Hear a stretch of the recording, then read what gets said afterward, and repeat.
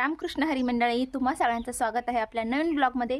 आणि आज मी चालली हळदी कुंकवाची रांगोळी काढायला माझ्या वहिनीच्या घरी। रांगोळी बघा आणलेली मी, म्हणजे मी नाही आणली, वहिनीनीच आणली होती, पण मला आणायला सांगितली होती गावात नाही येताना, सो मी ती आणली, घेऊन चालले। आता जाऊया त्यांच्या घरी आणि दाखवते मी तुम्हाला की मी कशी रांगोळी काढते काय वगैरे। तर ब्लॉग शेवटपर्यंत नक्की बघा। हे माझ्या वहिनीचं घर करायचं आहे, घरात काढायची की बाहेर काढायची? घरातच काढायची वहिनी म्हणतात, तर घरातच काढणार आहे आम्ही। तर आले मी घरात आणि इथे लगेच केली रांगोळी काढायला सुरुवात, कारण जरा वेगळीच रांगोळी काढायची होती मोठी। मी पण पहिल्यांदाच काढते ती बाईची रांगोळी, नाही का पाठमोरी असती बाई ती, तशी काढते।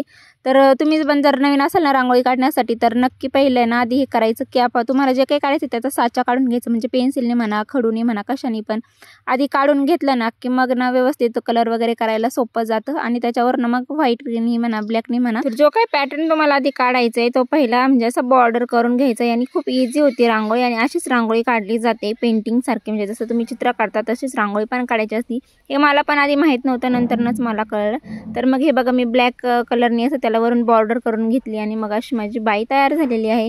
आणि यात फक्त तुम्ही कलर भरणार आहे, आणि कलर पण तुम्ही असे बोटाने वगैरे भरू शकता किंवा असे पेन्सिल टाईप मिळतं, ते माझ्याकडे तिथं बॉटल दिसत होती ना तशी बॉटल बाजारात मिळते, तर तसं हे करायचं। आणि मग कलरसाठी ना एक अंगाच्या कलरसाठी आम्ही हे मिक्स केला, तर ऑरेंज येलो आणि व्हाईट कलर मिक्स करायचा, म्हणजे येलो 1 चमचा, व्हाईट 1 चमचा आणि ऑरेंज अर्धा चमचा असा कलर केला की बरोबर अंगाच्या कलर सारखा कलर दिसतो बघा। इथं परफेक्टली कलर तो दिसतोय। तुम्हाला काही वाटत असेल चेंजेस तर तुम्ही त्यात अजून एक्स्ट्रा ॲड करू शकता, म्हणजे समप्रमाणात घ्यायचे, माप तुम्ही तुमच्या महिने पण घेऊ शकता, पण हे 3 कलर पाहिजे आणि माप असं पाहिजे। बाकी थोडं 19-20 चाललं तर तुम्ही तुमच्या पद्धतीने करू शकता। तर असे बघा किती मस्त स्किन कलर तयार झाले की नाही, मला आधी माहीत नव्हतं, नंतर मी पण गुगलच केलेलं, मग तेव्हा मला कळलं। तर तुम्ही पण असं रांगोळी काढू शकता आणि मस्तपैकी इझी रांगोळी माझी काढून झालेली आहे बघा। मी इथं ना नाव लिहिते, तर नाव लिहिण्यासाठी सुद्धा तुम्ही बोटाने फिरवायचे, किंवा जर प्रॅक्टिस असेल तर डायरेक्ट त्या पेनने लिहिलं तरी चालेल। काय माहिती त्या बॉटलला काय माहिती, माझ्याकडे तशी बॉटलला 20 किंवा 25 रुपयापर्यंत भेटते। त्यानंतर दूध हळदी काय बोलते मी, ते हळदी कुंकवासाठी दूध असतं ना, काय म्हणतात त्याला, मसाला दूध, तसं केलं होतं। तर ते मला वहिनीने दिलं होतं टेस्ट करायला, मग मी केलं। त्यानंतर मग मी इथं बघा नाव लिहिले, मला एवढं काही परफेक्ट जमत नाही तरी पण मी थोडी प्रॅक्टिस करते। तर अशी माझी रांगोळी फायनल आहे।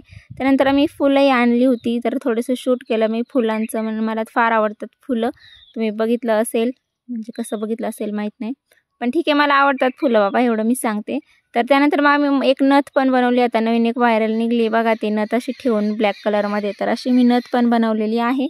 आणि हे असं फायनल डेकोरेशन मी केले। त्यानंतर वहिनींनी खूप त्यात गर्दी केली होती, माझी रांगोळी पण सगळी मोडली होती आर्याकडनं, म्हणजे वहिनीच्या मुलीकडनं। तर ह्या क्लिपमध्ये बघा तुम्हाला दिसेल, कारण ह्या क्लिप मी घरी आल्यानंतर त्यांनी शूट केलं, ते त्यांचे वाण 2 हळदी कुंकू एकत्र होते, त्यामुळे हे 2 वाण आहेत। आणि त्यानंतर अशी सजावट वगैरे केली होती आर्यानी, आणि त्याच नादात तिच्याकडनं माझी रांगोळी मोडली। आणि बघा फिनिशिंगमध्ये तुम्हाला समजून येईल, माझी फिनिशिंग वेगळी होती, ही फिनिशिंग वेगळी। असा होता हळदी कुंकवाचा कार्यक्रम। आय होप तुम्हाला आवडला असेल हा व्लॉग।